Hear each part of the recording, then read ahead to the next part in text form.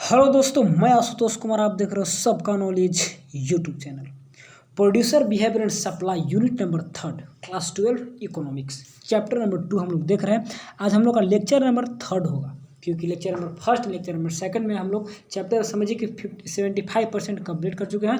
25 बच चुका है, तो आज कंप्लीट कर देंगे। चैप्टर हम लोग का एंड हो जाएगा। इसके बाद नए चैप्टर पढ़ेंगे जिसका नाम होगा chapter number 3, that is cost. ठीक है, कॉस्ट के बाद एक पढ़ेंगे रिवेन्यू, और रिवेन्यू के बाद पढ़ेंगे प्रोड्यूसर इक्विलिब्रियम। उसके बाद पूरा यूनिट हम लोग का समाप्त होगा। बहुत बड़ा यूनिट है, 23 नंबर का, समझिए। अब तो टर्म 1 टर्म 2 सिलेबस भी आ गया। अब तो फिक्स हो गया कि अब हम लोग का टेबल डायग्राम ग्राफ पे ज़्यादा ध्यान नहीं देना है, बस थ्योरी कॉन्सेप्ट पे ज़्यादा ध्यान देना है, ताकि हम लोग का बेस्ट से बेस्ट ऑब्जेक्टिव क्वेश्चन में रिजल्ट बन सके। ठीक है, और 95 टारगेट है। किसी भी हाल में इतना ऑब्जेक्टिव को प्रैक्टिस कर लेंगे, किसी भी हाल में कहीं से लाना है तो लाना है, कुछ भी हो जाए। ठीक है, तो चलिए, टाइम वेस्ट बाद में करेंगे, थोड़ा सा पढ़ लेते हैं अभी। ठीक है ना। आवाज़ थोड़ा सा मीठा नहीं होगा तो मैनेज करिएगा, क्योंकि माइक का लग रहा है कि तार सही से काम नहीं कर रहा है, तो थोड़ा बहुत बाकी से क्लियर जाएगा। तो हम लोग का मेन टॉपिक जो था कल जहाँ पे एंड किए थे, यानी कि आज जहाँ से स्टार्ट करना है, प्राइस इलास्टिसिटी ऑफ सप्लाई। आप लोग पढ़े थे प्राइस इलास्टिसिटी ऑफ डिमांड। उसमें क्या होता था? अभी तक हम लोगों ने क्या पढ़ा? अभी तक पढ़ा कि सप्लाई कितना बढ़ रहा है, कितना घट रहा है, मूवमेंट अलोंग सेम ग्राफ हो रहा है, ग्राफ शिफ्ट कर जा रहा है, कैसे हो रहा है, चेंज इन डिमांड है, कॉन्ट्रैक्शन की, सब कुछ देखे। लेकिन कितना बढ़ा कितना घटे नहीं देखे, कैसे बढ़ा कैसे घटे। लेकिन रियल में हम लोग निकालेंगे कि किस क्वांटिटी में बढ़ रहा है, किस क्वांटिटी में घट रहा है। मेजरमेंट यहाँ से आता है, प्राइस इलास्टिसिटी का नाम तो मेजर करते हैं। अभी तक देखिए बस बढ़ रहा है घट रहा है, लेकिन कितना बढ़ रहा है कितना घट रहा है सप्लाई, इसको नहीं देख पाए अभी तक।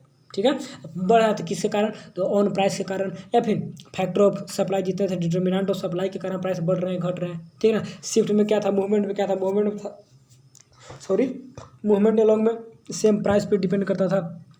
ग्राफ शिफ्ट करता था, इंक्रीज डिक्रीज, तो उसमें क्या बोलते हैं, डिटर्मिनेंट ऑफ सप्लाई पे निर्भर करता था, उसमें शिफ्ट करता था। और जिसमें मूवमेंट अलोंग सेम ग्राफ पे ऊपर से नीचे आता था, तो उसमें क्या होता था ना कि कॉन्ट्रैक्शन एंड एक्सटेंशन होता था, यानी कि खुद सेम प्राइस के कारण। तो ऐसे तो डिमांड में भी पढ़े थे हम लोग। एक पढ़े थे चेंज इन डिमांड, जिसमें इंक्रीज डिक्रीज था। एक पढ़े थे चेंज इन क्वांटिटी डिमांडेड। तो चेंज इन क्वांटिटी डिमांडेड को क्या बोलते हैं? चेंज इन क्वांटिटी डिमांडेड को आप बोल सकते हैं मूवमेंट अलोंग सेम ग्राफ पे जो बोल सकते हैं, और चेंज इन डिमांड को शिफ्ट इन डिमांड भी बोल सकते हैं। तो हाँ, डिमांड में पढ़े थे, उसको रिकॉल करिए एक बार, सब रिकॉल हो जाएगा। तो वहाँ पे नाम अलग था, चेंज इन डिमांड का नाम था। यहाँ पे हो गया कि शिफ्ट इन सप्लाई, और वहाँ पे था मूवमेंट अलोंग, क्या बोलते हैं, चेंज इन क्वांटिटी डिमांड, तो यहाँ पे मूवमेंट अलोंग ग्राफ। तो दोनों सेम ही कॉन्सेप्ट है। तो हम लोग डिमांड्स के बारे में कभी डिस्कस, मैं चैप्टर पढ़ाता हूँ तो डिमांड कंपेयर करना पड़ता है। कंपेयर नहीं करेगा तो सप्लाई डिमांड, जैसे मार्केट का दोनों फोर्स है ना, दोनों सिमिलर फंक्शन पे काम करता है। तो चलिए, यहाँ पे न्यूमेरिकल होंगे, माइंड फ्रेश है, सबको जान रहे हैं हम लोग। चलिए, प्राइस इलास्टिसिटी ऑफ सप्लाई देख लेते हैं, मीनिंग एंड मेजरमेंट देख लेते हैं जल्दी से। Price elasticity of supply is the measurement of change in the quantity supply, कहाँ चला गया pencil, of a commodity due to change in price. Price में कितना चेंजिंग के कारण क्वांटिटी सप्लाई में कितना चेंजिंग हुआ, तो वही हम लोग क्या देखते हैं, प्राइस इलास्टिसिटी ऑफ डिमांड। ठीक, कितना तो हो गया। सिमिलर डिफरेंस जो वहाँ पर चलिए, it is the responsibility of the quantity supply due to change in on price of the commodity. ये किसका रिस्पॉन्सिबिलिटी, मतलब किसका मानने पे चलता है? ये सिर्फ और सिर्फ ऑन प्राइस ऑफ कमोडिटी का कितना चेंजिंग हुआ, उसके अकॉर्डिंग कितना सप्लाई में चेंजिंग हुआ, तो वही दिखाता है। हमेशा याद रखिएगा कि प्राइस हमेशा बटा में रहता है। ठीक, और ऊपर में सप्लाई डिमांड जो भी रहता है तो ऊपर में रहता है। ठीक, measurement of price elasticity of demand, ES, ED तो डिमांड का, सॉरी सप्लाई था, तो ES हो गया, और ईडी रहता तो डिमांड के लिए। तो कैसे कैसे, there are well known method of price elasticity of supply. These are proportionate method, percentage method जिसको बोलते हैं, और ज्योमेट्रिक मेथड यानी पॉइंट मेथड जिसको बोलते हैं। ऐसा हम लोग पढ़े तो वहाँ भी, लेकिन छोड़िए, उसके बारे में डिस्कस करें तो आप लोग कन्फ्यूजन में हो जाइएगा। तो बस इसी को लेकर चलते हैं।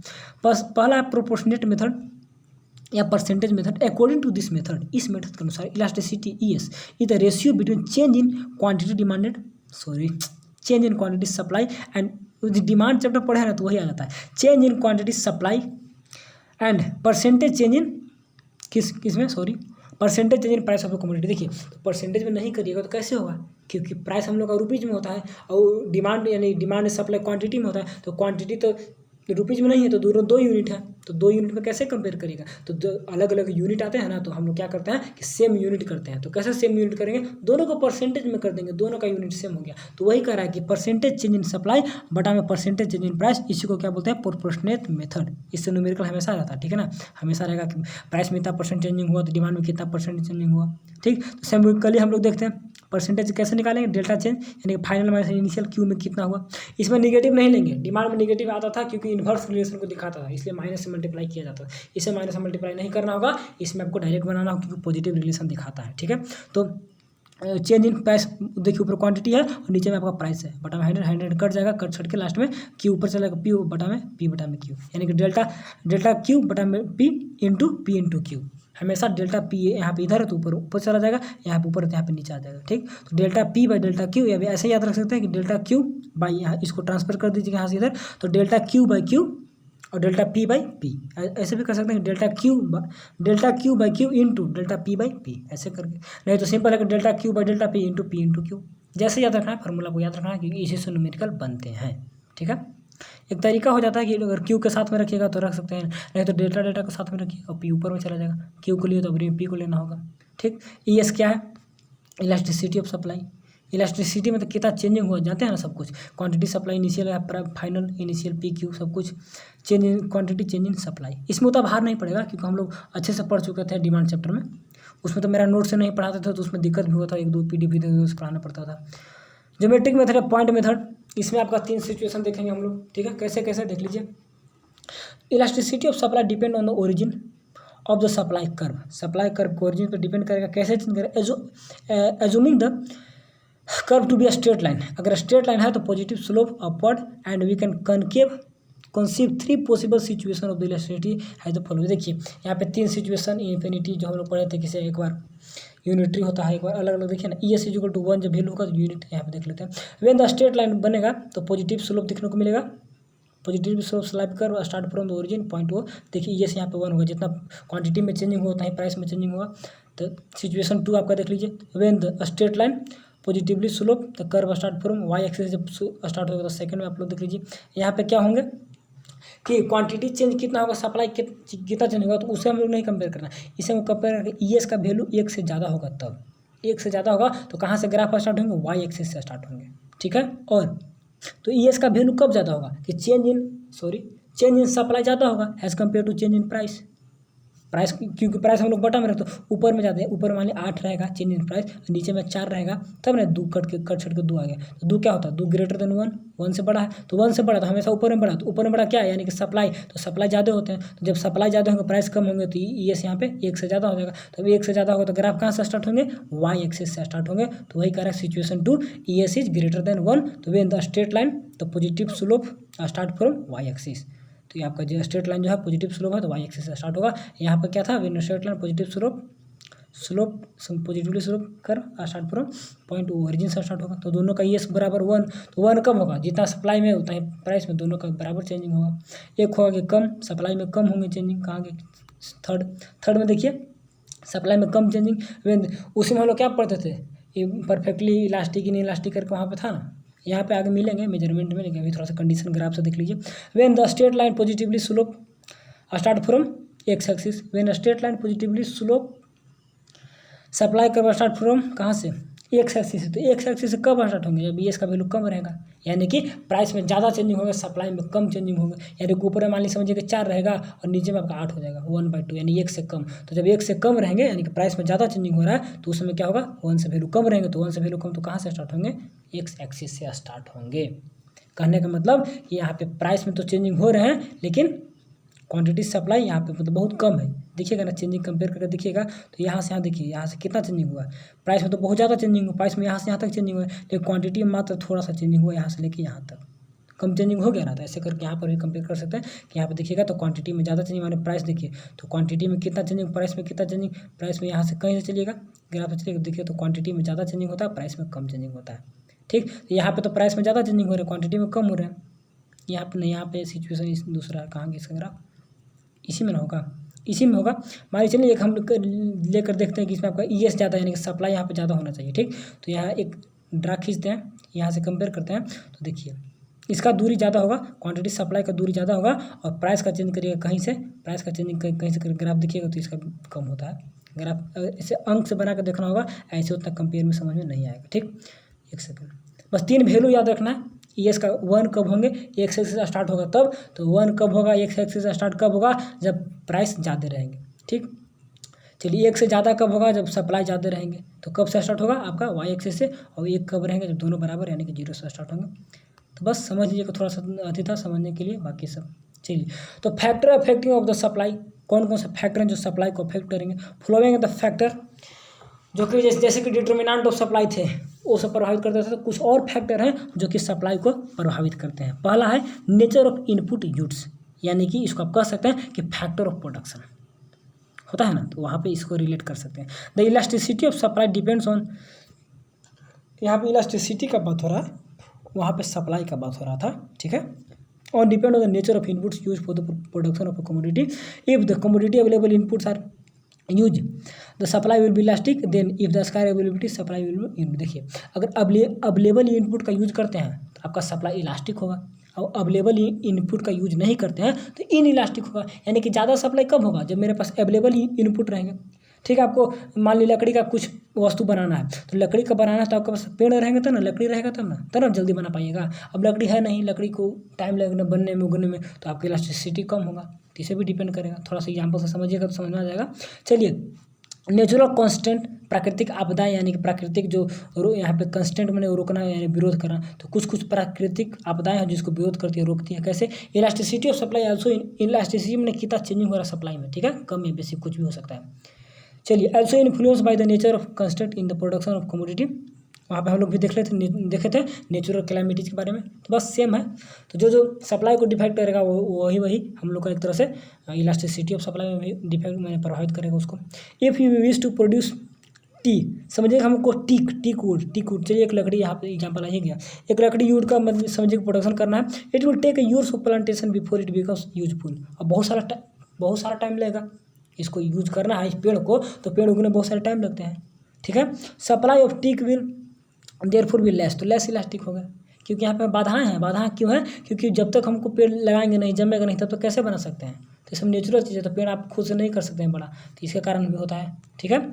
चलिए इसके बाद रिस्क टेकिंग, अगर आप रिस्क लेना चाहते हैं, रिस्क लेने वाले तो उसमें भी डिपेंड करेगा। Elasticity of supply depend on willingness of the, क्या है, इंटरप्रेन्योर, आपका क्या विलिंग है, क्या आप चाहते हैं to take a producer related to risk, आप रिस्क लेना चाहते हैं कि नहीं, आप क्या चाहते हैं, आप ज़्यादा प्रोडक्शन चाहते हैं, ज़्यादा प्रॉफिट चाहते हैं, ज़्यादा सप्लाई चाहते हैं, आपको रिस्क लेना होगा ना, तो ना स्टार्टिंग में आप रिस्क नहीं लीजिएगा, प्रोडक्शन नहीं करिएगा, तो कैसे आपका ग्रोथ होगा, तो इस पर डिपेंड करता है। If the entrepreneur are willing to take risk, अगर आप रिस्क लेना चाहते हैं of the higher output, then the supply will become more elastic, ज़्यादा लीजिएगा रिस्क तो ज़्यादा इलास्टिक होगा। On the other hand if the entrepreneur are reluctant to take risk, अगर आप रिस्क लेने में हिचकिचाते हैं तो क्या होगा, higher output the supply will be reduce, risk of higher output, आप हायर आउटपुट मतलब रिस्क लेने से आपको दिक्कत है, आप हिचकिचा रहे हैं, काम नहीं कर रहे हैं, तो आपका सप्लाई क्या होगा, इन इलास्टिक होगा। चलिए नेचर ऑफ कमोडिटी का कैसा नेचर, उसमें भी इलास्टिसिटी डिपेंड करेगा। पेरिसेबल गुड्स आर क्या है, relatively less elastic in supply than the durable goods. Perishable goods जो नश्वर गुड्स, जो खराब गुड्स जल्दी से नष्ट हो जाता है, तो वैसा गुड्स क्या होंगे, लेस इलास्टिक। जो कि ड्यूरेबल गुड्स होंगे वो ज़्यादा इलास्टिक होंगे, ज़्यादा दिन तक चलेंगे, तो उसका ज़्यादा सप्लाई होंगे, ठीक। Because the limited self life of A perishable, क्योंकि पेरिसेबल गुड का सेल्फ लाइफ बहुत ही कम होते हैं। सड़ने गलने साग सब्जी का चीज़ या फिर कोई भी सिंपल जो कि खराब हो जाता है तो उसका सेल्फ लाइफ बहुत कम होता है। कॉस्ट ऑफ प्रोडक्शन पे तो डिपेंड करेगा, इलास्टिसिटी ऑफ सप्लाई बिल्कुल डिपेंड करेगा।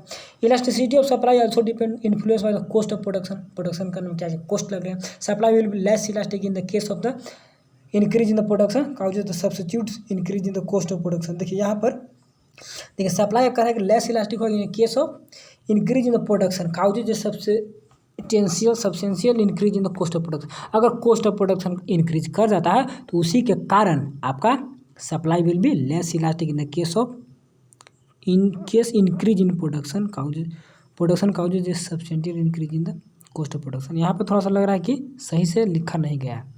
यहाँ पर लेस इलास्टिक यानी कि कब, जब हम लोग का cost of increase factor of production increase करता है, case in the increase in the production causes. यहाँ पर हमको थोड़ा सा लाइन में कन्फ्यूजन थोड़ा सा हो रहा है। चलिए इसको यही समझिए ना कि कॉस्ट ऑफ प्रोडक्शन बढ़ेगा तो आपका क्या होगा, लेस इलास्टिक होगा वहाँ पर, ठीक है।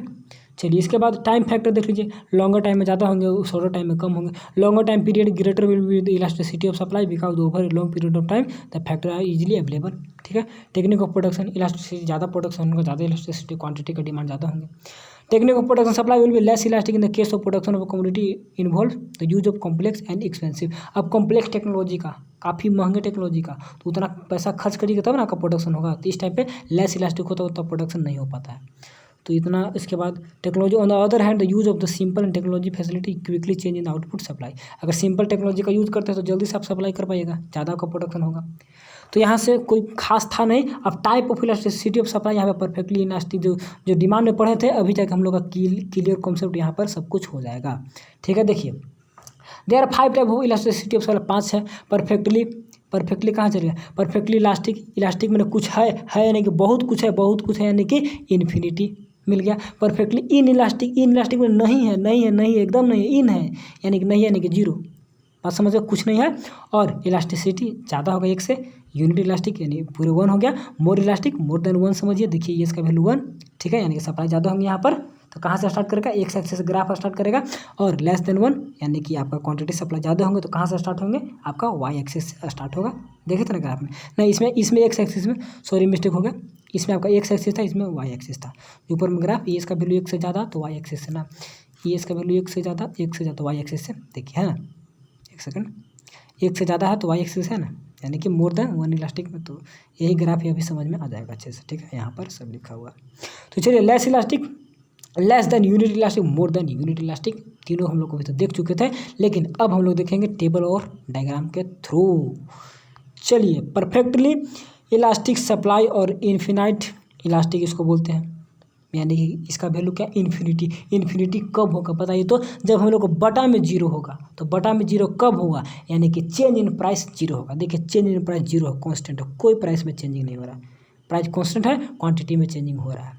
तो यानी कि ऊपर में कुछ है, ऊपर में समथिंग है, और नीचे में कुछ भी नहीं है। तो इसका वैल्यू क्या आएगा, इसका वैल्यू इन्फिनिटी आएगा। ठीक, it is refer to the horizontal straight line. देखिए याद रखिए हॉरिजॉन्टल स्ट्रेट लाइन शेप पूछेगा, ठीक है, कि बताइए कि इन्फिनिटी इलास्टिक में कैसा शेप होता है, तो याद रखना होगा। ठीक, तो horizontal straight line showing the infinite supply corresponding to particular price of a commodity, जो दिखाता है शोइंग क्या है, infinite supply corresponding to a particular price of a commodity, मैंने एक खास प्राइस पर आपका क्या दिखाता है, कॉन्टिन्यूसली सप्लाई को दिखाता है कि फिक्स प्राइस पे, पार्टिकुलर प्राइस पे क्या होता है, infinite supply of a commodity, बहुत सप्लाई, कोई माने कितना सप्लाई हो रहा है ना, बहुत ज़्यादा होता है, तो इसीलिए इसको इन्फिनिटी कहते हैं। ठीक है, चलिए इसके बाद सेकंड परफेक्टली इन इलास्टिक 0 कब होंगे, जब किसी भी ऊपर में 0, नीचे में कुछ है, नीचे में समथिंग रहेंगे, यानी प्राइस कुछ रहेंगे, क्वांटिटी सप्लाई 0। देखिए प्राइस कुछ है, प्राइस तो बहुत कुछ है, लेकिन क्वांटिटी आपका फिक्स है, यानी कि क्वांटिटी सप्लाई क्या है, 0 है।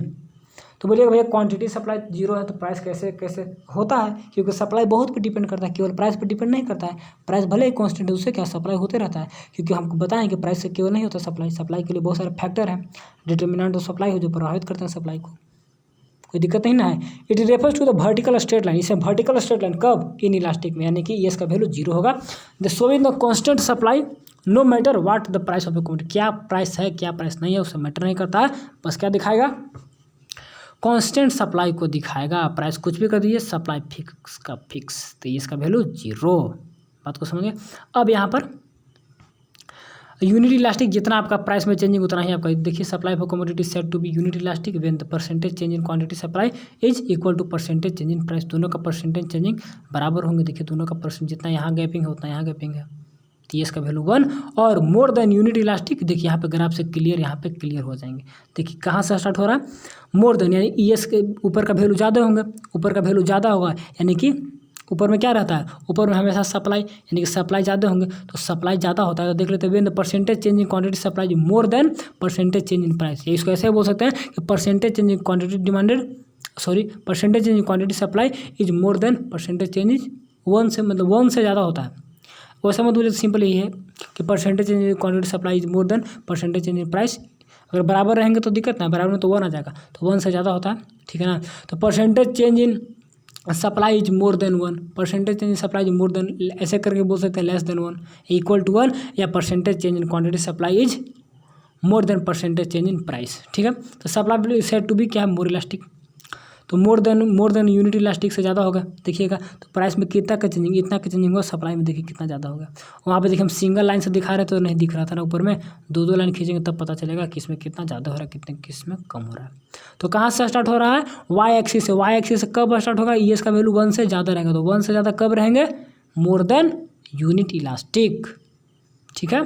चलिए, लेस इलास्टिक कहाँ से स्टार्ट होगा, देखिए क्वांटिटी 2 ग्राफ से पता चलेगा। देखिए क्वांटिटी यहाँ 2 ग्राफ इतना चेंजिंग, लेकिन प्राइस में ज़्यादा चेंजिंग हो गया, ठीक है ना। तो ऊपर में कम चेंजिंग हो रहा है तो आपका एक लेस देन 1 होंगे। When the percentage change in supply is said to be less than percentage change in price of a commodity is said to be less. ये लोग डिमांड में हो ऐसा करके हम लोग पढ़े थे, ऐसा बात नहीं कि नहीं पढ़े हैं, डिमांड चैप्टर में भी पढ़े हैं, ठीक है। तो देख लीजिए, बाकी कुछ नहीं करना है, बस सिंपल सा ग्राफ याद रखिएगा कि एक से कब स्टार्ट करेगा, जब लेस देन 1 होगा, ठीक है। यानी कि लेस देन यूनिट इलास्टिक कह सकते हैं इसको आप, कि less than unit elastic, unit मतलब 1।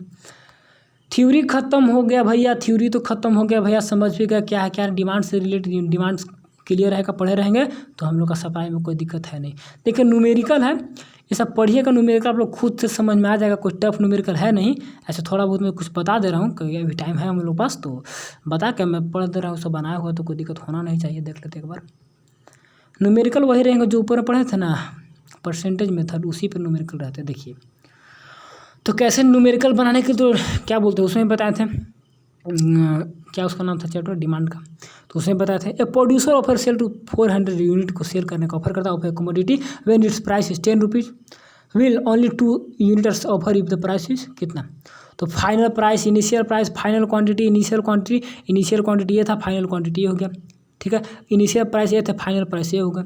तो फाइंड इलास्टिसिटी ऑफ सप्लाई, कुछ नहीं करना, सब कुछ लिख देना है। इनिशियल क्वांटिटी इतना था, फाइनल क्वांटिटी, इनिशियल प्राइस इतना था, फाइनल क्वांटिटी इतना था, फाइनल प्राइस इतना था। तो हम लोग फार्मूला जानते हैं, चेंज इन क्वांटिटी निकालेंगे, यहाँ पे निकाला हुआ है चेंज इन क्वांटिटी, ठीक है ना। फाइनल माइनस इनिशियल, तो फाइनल 200 माइनस -200 आ गया, चलिए ठीक है कोई बात नहीं है। इसके बाद change in price, final minus 5 -5 आ गया, कोई बात नहीं है। वी नो दैट, हम लोग जानते हैं, तो क्या formula of elasticity of supply, ES बराबर delta Q by P into P by Q, तो P बाई Q वैल्यू सबको दे दीजिए। तो putting the value in the formula we get ES बराबर माइनस कट गया। तो देखिए हम लोग को अलग से माइनस नहीं लगाना पड़ा, क्योंकि हम लोग का पॉजिटिव रिलेशन, तो माइनस कट गया, ES का वैल्यू 1 आ गया। तो सिमिलरली सारा क्वेश्चन यहाँ पर दिया हुआ है, आप देखिए यहाँ पे परसेंटेज डायरेक्ट दे दिया, तो चेंज इन परसेंटेज डायरेक्ट कर सकते हैं, इसमें कुछ करना है नहीं। Third the supply for commodity is क्या है, यूनिटरी इलास्टिक हो गया। तो यही सब न्यूमेरिकल सिंपल रहेगा, आप लोग बना दीजिए, कोई दिक्कत होने वाला है नहीं। चलिए 15% rise in the price of a commodity result in rise is supply from 6 to इतना। कैलकुलेट इलास्टिसिटी, देखिए इसका परसेंटेज दे दिया, प्राइस का दे दिया, तो हम लोग को सप्लाई का परसेंटेज निकालना है। तो देखिए result in the rise in the it's supply from इतना टू इतना, यानी कि इतना से राइज हो कितना हो गया, यानी इनिशियल इतना था, फाइनल इतना आ गया, ठीक है। तो फाइनल माइनस इनिशियल, यानी कि 735 माइनस 600 निकाल के हम लोग कहाँ, देखिए 735 माइनस 600 निकाल के अब बटा में इनिशियल कर दिए, तो यानी कि परसेंटेज निकालिए 22 पॉइंट इतना परसेंटेज किसका, क्वांटिटी का निकालिए, ठीक है। देखिए एक सेकंड, क्वांटिटी निकल गया, तो क्वांटिटी निकल गया, तो applying the formula percentage change in quantity percentage price, तो निकालिए क्वांटिटी प्राइस दिया हुआ है, तो हम लोग का यहाँ पे आंसर आ गया। सिंपल है कि नहीं, कहीं से कोई दिक्कत है, कुछ भी दिक्कत नहीं होगा हम लोग को। ए प्रोड्यूसर सप्लाई इतना unit of a commodity 10 rupees, price elasticity to how many will producer supply at 11 रुपये। 11 रुपये में कितना यूनिट को करेगा, देखिए सब कुछ दिया हुआ है। आपका यहाँ पर एक और चीज़ दिया होगा, क्या है, एक चीज़ नहीं दिया तो एक निकाल लीजिएगा, आप देख लीजिए क्या क्या बोल रहा है।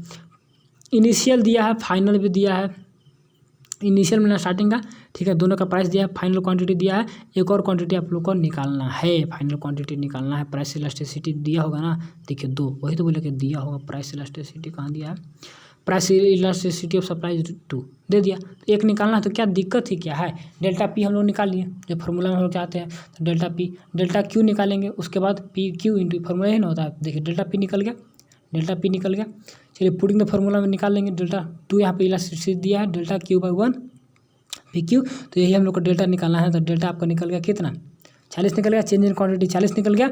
अब बताइए now the final quantity will be, final quantity Q1 बराबर Q प्लस डेल्टा Q, यानी कितना चेंजिंग हुआ, Q की डेल्टा बराबर क्या, Q minus final minus initial, तो फाइनल Q1 बटा में 40 से 20 जोड़ दीजिए, तो कितना हो गया 200 यूनिट। कैसे निकाले, क्योंकि चेंजिंग कितना हुआ, इतना का, ठीक। और एक सेकंड क्वेश्चन को थोड़ा सा अच्छे से समझा दे रहे हैं ना, तो कहिएगा भैया बढ़िया क्वेश्चन था। देखिए फार्मूला में हम लोग जानते हैं किसे, कहाँ चला गया, इतना कुछ निकालना रहता है। तो आपका ई भी दिया हुआ है, आपको पूछ रहा है केवल क्वांटिटी, निकालिए कितना क्वांटिटी आपका जो फाइनल क्वांटिटी है उसको आपको निकालना है, ठीक। इनिशियल तो फाइनल निकालिएगा, Q1 निकालना है। तो Q1 निकालना है तो Q1 कैसे निकालेंगे, क्योंकि Q1 कैसे निकलता है, जो हम लोग Q1 निकालेंगे फाइनल माइनस इनिशियल, तो इनिशियल दिया हुआ तो फाइनल यहाँ पे ठीक है, ठीक लगा है। तो हम लोग यहाँ पे जरूरी है कि डेल्टा कहाँ से, क्योंकि हम लोग ये निकालना है, इसको निकालना है, और ये आपका दिया हुआ है, ये आपका दिया हुआ है, तो बस निकाल लिया, ठीक है। लास्ट में जोड़ देंगे, यानी कि डेल्टा Q निकल गया, तो बाकी कोई दिक्कत यहाँ पर भी नहीं है। फार्मूला याद रखना है बाकी, ठीक है। परसेंटेज निकालने का फार्मूला होता है फाइनल माइनस इनिशियल बटा इनिशियल, तो यहाँ पे डायरेक्ट लिख दिया है डेल्टा करके। तो यहाँ पे लिखा गया था कहाँ, देखिए इसका यूज़ करिएगा, कहाँ चले, इसका यूज़ करिएगा, ठीक है। देखिए इसका यूज़ करिएगा, डेल्टा बटा में इतना इंटू 100, ठीक है। तो आपको निकालना क्या है, ये भी दिया हुआ है, तो बाकी एक निकालना था, तो उसको लास्ट में ऐसे करके निकाल सकते हैं, तो निकल जाएगा, कोई दिक्कत वाला बात इसमें है नहीं। सिमिलर क्वेश्चन है, और कहाँ से और चलिए, price elasticity of supply for commodity data when the price fell from इतना टू इतना, द क्वांटिटी सप्लाई फ्रॉम इतना unit, calculate the quantity supply for इतना। देखिए क्या क्या देख लीजिए, इलास्टिसिटी सप्लाई इतना, इनिशियल इतना, फाइनल इतना, चेंज इन क्वांटिटी इतना, चेंज इन प्राइस इतना, apply the formula delta Q delta P, putting the value in the result. Similar जो ऊपर पढ़ा है वही सब है। सप्लाई फार्म इतना कमोडिटी पर unit, the price elasticity of supply is 2, what will be the price of the farm इतना यूनिट। अब कहीं देखिए यही होगा, क्वेश्चन को ध्यान से पढ़िएगा, समझ में आ जाएगा। या तो इनिशियल प्राइस दिया रहेगा, फाइनल प्राइस दिया रहेगा, या एक पूछेगा एक निकालना रहेगा। हम लोग किसी भी हाल में चेंज इन परसेंटेज बटा में चेंज इन क्वांटिटी डिमांड जो भी हो निकाल लेना है। और जो फार्मूला हम लोग पढ़े ये के बराबर कि डेल्टा क्या पढ़े थे, delta Q by delta P into Q, तो बस उसी करके निकालना है। कहीं पे एक दिया रहेगा, कहीं पे नहीं दिया रहेगा, तो पढ़ के थोड़ा सा खुद से समझिएगा। और नहीं भी उतना आता है, ज़्यादा टेंशन लीजिएगा नहीं, जैक बोर्ड में इस टाइप का न्यूमेरिकल बहुत ही कम देता है। ज़्यादातर चांस रहता है ना कि बस सिंपल पूछ देगा ना कि चेंज इन क्वांटिटी डिमांडेड इतना हुआ, तो चेंज इन प्राइस इतना है, तो प्राइस इलास्टिसिटी बताइए क्या होगा, यूनिट इलास्टिक मोर इलास्टिक। तो चेंज इन क्वांटिटी डिमांडेड दे दिया, मान लिया 8 दे दिया, चेंज इन प्राइस भी आपका दे दिया 4। अब पूछेगा बताइए यूनिट इलास्टिक है कि लेस है, मोर है, क्या है, ठीक है। न्यूमेरिकल बहुत कम रहता है जैसे कोड में, तो सिंपल है, बन जाएगा। और ये भी सब जो न्यूमेरिकल है, जब मैं समझा नहीं रहा हूँ, तो ऐसा बात नहीं है कि आप लोग खुद से जब पढ़िएगा तो नहीं समझ पाइएगा, क्योंकि सिंपल है, बनाया हुआ है। तो इसमें मैं ज़्यादा टाइम वेस्ट आप लोग का नहीं करना चाहता हूँ, और मैं ज़्यादा कुछ नहीं बताना चाहता हूँ। बस ध्यान से पढ़िए, मेहनत करिए, हम लोग का हाथ में मेहनत है, बाकी जो होता है सो होते ही रहेगा। तो बस इंग्लिश, इकोनॉमिक्स और फिजिक्स सरकार चल रहे हैं, चलते चलते रुक जाते हैं, कभी चलेंगे तो उनके लिए देखा जाएगा। लेकिन अभी तो हम लोग क्या बोलते हैं, बस इसको कंप्लीट करना। तो बस मिलेंगे, ज़्यादा आज टाइम आज कुछ खास पढ़ा है जो भी पढ़ा है, क्योंकि डिमांड से रिलेटेड था, टाइप ऑफ इलास्टिसिटी वगैरह तो कुछ उतना इंटरेस्टिंग से नहीं पढ़ा पाए, क्योंकि नया चीज़ नहीं पढ़ना था, जो भी था पुराना था। तो क्या बात कर रहे हैं चैप्टर नंबर 3 का, कल से स्टार्ट होंगे chapter number 3। Be regular, B continue and focus on your goal. Thanks for watching.